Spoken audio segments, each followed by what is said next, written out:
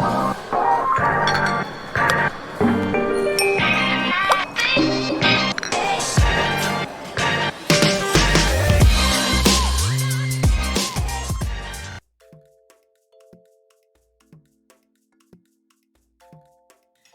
everybody, welcome back to Sip and Tip. This is episode 2 of fat reduction, and we are here again with Richard the Homeopathic practitioner, and he is talking to us about the natural ways of losing fat today, excess fat. And if you watched last week's episode, or rather the first episode, we did speak about what are all the issues and causes that arise as a result of excess fat. What causes it? What are the symptoms? What does it do to your body? So if you haven't watched that, please make sure you watch that, and please remember to subscribe and like and share, because there's so much that is valuable to each of us, you know, in all of these episodes. So today we're starting off from where we left off in the first episode, where we were talking about one of the most important things that Richard said actually was maintaining a healthy gut is the number one thing when it comes to not having excess fat in your body, right? So please, can you further explain that to us? So some they say more than 90% of all the diseases comes from the gut. So it's very important to maintain a healthy gut, because that's where even our immune system resides. In fact, more than 70% of our immune system resides in our gut. And any imbalance in our gut will not only result in stress, depression, anxiety, but it causes you to gain weight, you become obese, it causes hormonal imbalances, it causes what we call autoimmune disorders in your body. So you end up with quite a number of conditions, be it rheumatoid arthritis, be it type 1 diabetes, be it issues to do with insulin resistance in your body or metabolic syndrome. So the idea is to maintain a healthy gut so that we won't become obese, overweight, and also we balance our hormones through maintaining a healthy gut. So how do we do that? How do we maintain a healthy gut? In our gut, we have two types of bacteria. We have what we call the good bacteria, which is good for digestion. Then we have a colony of bad bacteria. So we have to strike that balance. It's very important to incorporate foods that are rich in terms of fiber, because the fiber feeds the good bacteria. Then at the same time, we have to cut down in terms of sugar. Sugar impairs your gut, sugar weakens or compromises your immune system. Sugar causes stress and depression, so we have to cut down in terms of sugar, be it added sugars from beverages, especially the commercial beverages. We have to cut down in terms of the fast foods. We also have to cut down so that we maintain a healthy gut. And also we have to avoid certain medications, especially the continuous use of chemical antibiotics, because an antibiotic is not selective when it enters your gut. It destroys both the good and the bad bacteria. So we have to take antibiotics in moderation, as well as painkillers, pain relievers. Many people, they have a habit of taking a painkiller whenever there's a slight yes, pain, even a cough, a mild cough. So you have to incorporate natural painkillers like ginger, like garlic, turmeric, even cucumbers. They are all natural painkillers. We have to incorporate natural painkillers so that we restore our gut health.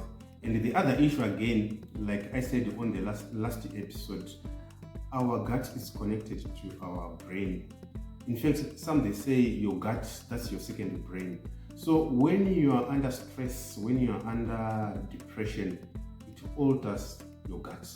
You have issues to do with the gut imbalances, then you create quite a number of health conditions. But the key thing is to take foods with fiber, then we cut down in terms of sugar, because when you take too much sugar, like I said, your body converts that sugar into fat, then you gain weight. And which are some of the fibrous foods that we can eat that are easily accessible for everyone, regardless of the income that they're making? So there are two types of fiber. There is what we call probiotics and prebiotics. You incorporate foods like this. Fast foods, they are filled with fibers. Fast foods, I'm referring to oranges, to grapefruits, to even pineapples, the apples. You don't have too much sugar? Well, when you take in moderation, it's good. But it's very important again to know, even fruits such as lemon, you'll be surprised to know that there's more sugar in lemon than strawberry. So you have to be very careful when taking fruits, because you can take a lemon and then you think there's no sugar, and yet there's too much sugar in lemon than in strawberry. So you have to take the fruits in moderation. Not to take fruits after a meal. Like many people, they take a fruit after a meal. It's very important to take fruits on empty stomach because they are easily digested. Like when you take a fruit after a meal, for example, you take a fruit after taking salsa with beef, it takes up to 4 days to digest the beef. Because of the fruit? No, because it's very hard to digest the beef. Yes. So if you take a fruit on top of the beef, it means that fruit is going to ferment in the next 4 days. Then you become bloated, you have gases in the digestive system, you have constipation. So the best is to take fruits on empty stomach. Then when we take certain foods, make sure this food can be easily digested, especially the plant-based foods. And then we have to take meat in moderation because there's no fiber in meat. So we have to take it in moderation. Yeah, there's a lot of things to watch out for. I think the most important thing really that makes it easy is if you are, whenever you are serious about having a healthy lifestyle, it's always starting that makes it hard. You know, when you hear all these rules, the do's and the don'ts, you can't eat this, you have to be careful about this, it all seems quite overwhelming. But when you start and you just make sure that you are learning about it as you go, you know, you're learning about what's more healthy, what's more right now in today's world. We have so much access to information on the internet, on the TikToks and the, you know, that so many people, so many easy, fast tips on healthy things. So I think it's much more possible now than it was before because of the knowledge that we have about being healthy. Yeah, but sometimes, especially on Google, sometimes it not everything is true. Yes, not everything is true. Yeah. So it's always good to consult health practitioners so that they guide you on health issues. Yeah. So what are some of we've spoken about what we should eat, you know, the things that contain fiber and stuff. So what are the typical things that we eat on a daily basis that are actually harmful to our bodies and causing us to gain excess fat? You'll find dairy products are the waste or the culprits when it comes to the issue of our gut or our digestive system.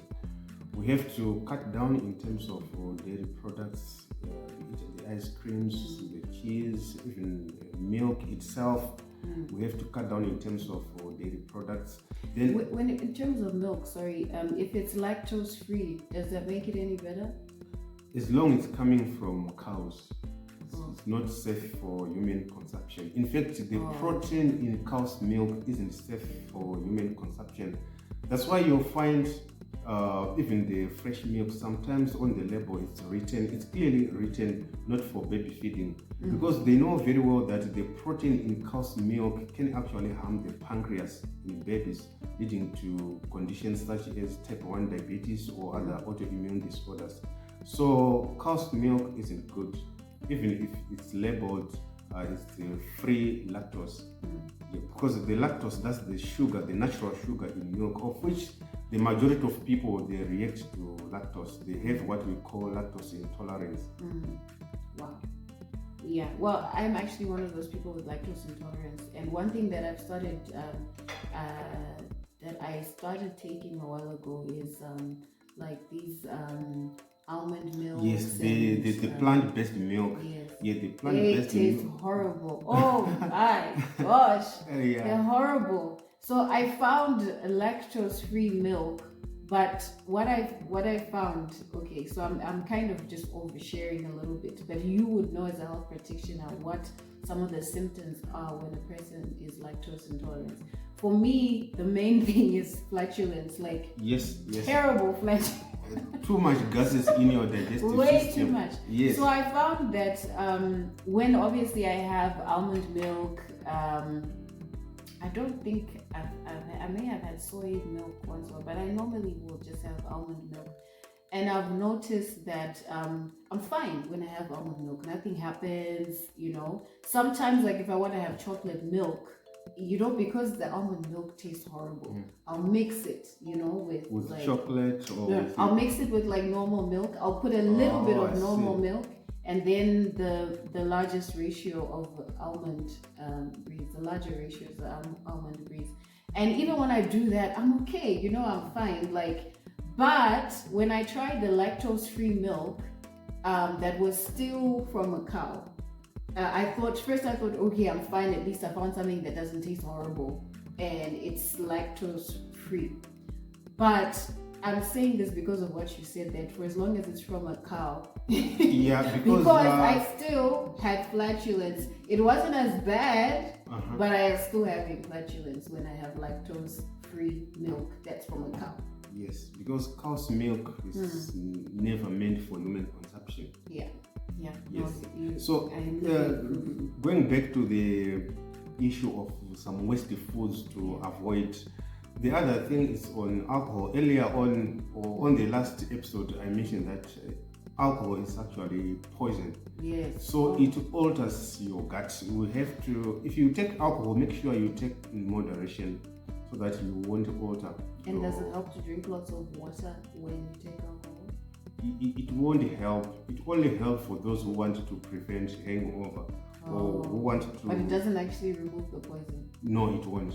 It won't dilute the poison in alcohol. So yes, and the other thing is on highly processed foods. You find that the modern world, we go for the highly processed foods, for the fast food, the junk foods, the fried foods. We have to take in moderation. Then we go for whole foods. By whole foods, I'm referring to real foods. There's a difference between real foods and fake foods. Real foods has one ingredient. So make sure whenever you take food, it has one ingredient and it doesn't have a label. That's an easy way of actually telling that you're eating something healthy, because if you're having vegetables or fruit, there's no excess, there's nothing else that's added to the fruit to make it a fruit. You know, it's just a fruit. It's full. It's a full pineapple without anything added to it. So it makes sense what you're saying, that if you look at the labels and the ingredients, when you're seeing that there's so many things that are put into that thing to make it the food that you want to eat, that's a sign already that it's not healthy. Good, it's not healthy. And the other thing on vegetables, fruits, let's make sure they are not sprayed with. How do you make sure? Sometimes it's difficult if you go into a supermarket to buy fruits or vegetables, but you can actually make use of charcoal. You put your fruits, your vegetables in a sink, then you just take a pinch of activated charcoal to absorb the impurities from pesticides residues. Like bentonite. Oh, okay. What about bentonite clay? It's different, right? But you know, bentonite clay is something that you can take. They sell it. For example, I don't know if you've heard of Nature's Way.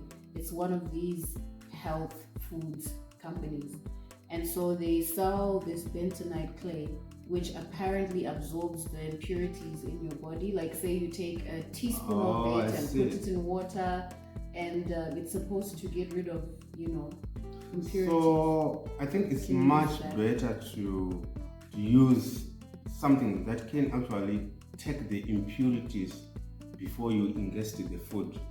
Like you put your vegetables, your fruits in a sink, then it absorbs the impurities from the sink instead of absorbing the impurities from your stomach. Inside your body. So the best way, basically, you're saying that the only thing is charcoal. What about bicarb, sodium bicarb? Bicarb, yes, and also even apple cider vinegar. You can soak You can use that to wash water. Yes, wash water with apple cider vinegar. Thank you so much for watching this show with myself and Richard, the homeopathic practitioner. Please subscribe, like, and share. Thank you for watching. Bye.